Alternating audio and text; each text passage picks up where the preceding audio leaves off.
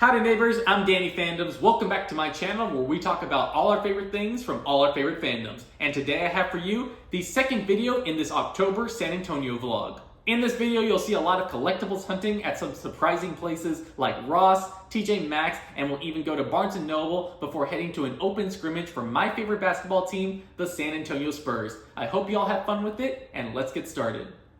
We started off the day by grabbing breakfast at Starbucks in a Target, which is right around the corner from the hotel. That's another reason that I love the location of this Residence Inn. It is very close to a lot of different stores and restaurants, which makes it so easy to grab something and come back to the hotel, just like we did. I grabbed myself a caramel macchiato and a croissant before heading back to the hotel to eat it in the room.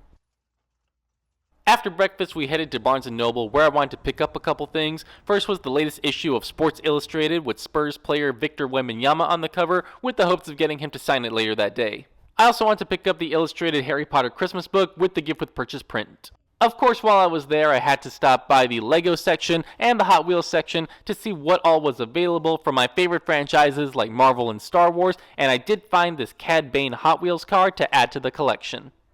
And after that, it was time to head to the Harry Potter section to grab that Christmas book, and along with that, the magazine and the Star Wars Hot Wheels car. I also picked up a Lego CMF, and of course that gift with purchase print, which you can watch me frame in a short form video by clicking the card above.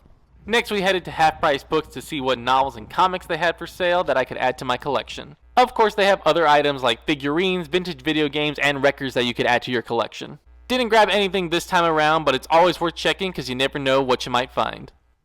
Next we headed to Ross, which has been a real treasure trove with things like Hasbro items, Funko Pops, and Star Wars figures, so I've made it a regular part of the rotation in my hunts. As you can see, this time around there were quite a few Star Wars retro figures like a Tusken Raider, Boba Fett, and Grogu. But what caught my eye this time was the Funko Pops, where I found this exclusive Mighty Thor from Thor Love and Thunder, and I was happy to bring it home with me because I love that design. And next it was time to head to the Frost Bank Center to watch the San Antonio Spurs for their open scrimmage. This has been a really fun thing that they've been doing recently, where Spurs fans who are signed up for the email list can enter for free tickets to this game. Again, this is just a scrimmage where they divide the players on the roster into separate teams and they play a game so the coaches can make some evaluations, run through plays, and it's all part of getting the team ready for the season ahead. Since the tickets were free through the giveaway, none of the seats were assigned. They were all first come, first serve, so we lined up early, which allowed us to grab seats with a great view really close to the court to see all the coaches and players. Another really cool thing is that all these tickets granted everyone access to the lounge known as the Frost Club. I had never been in here before, so it was really cool to see things like this dessert bar selling pastries and milkshakes and all the other things this club had to offer. I did see a lot of people lining up at the one stand selling your traditional arena food like chicken tenders and nachos. This club also offered plenty of seating for everyone to enjoy their snacks and drinks. This is why I love coming to special events like this, because you get to see things that you might not get to during the regular season. After walking around, we headed back to our seats where we could see the players and coaches going through their normal warm-ups and pregame routines. We got to see people like head coach Greg Popovich, the all-time winningest coach in NBA history, Chris Paul, who during this one season with the Spurs would become second on the NBA's all-time assist list, Stephon Castle, who would go on to win Rookie of the Year that season, and of course Victor Wembanyama.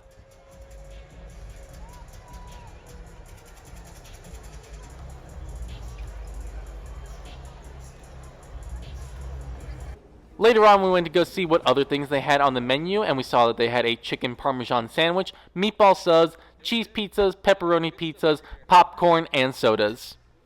This game did take place somewhere between lunch and dinner, so I was looking for more of just a snack to hold me over between meals, so I went over to the stand selling gelato and got me a double scoop of cookies and cream and salted caramel.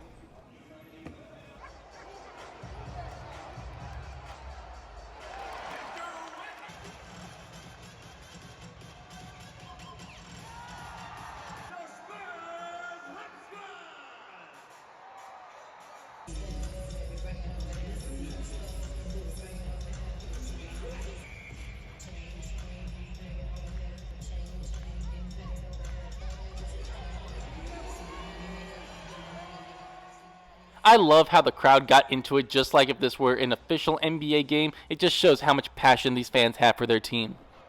Overall, this was a lot of fun getting to see the players run through plays and develop their skills ahead of the season. I was also just taking it all in because I never know when I'll get the chance again to be this close to the court and to all the players from my favorite team.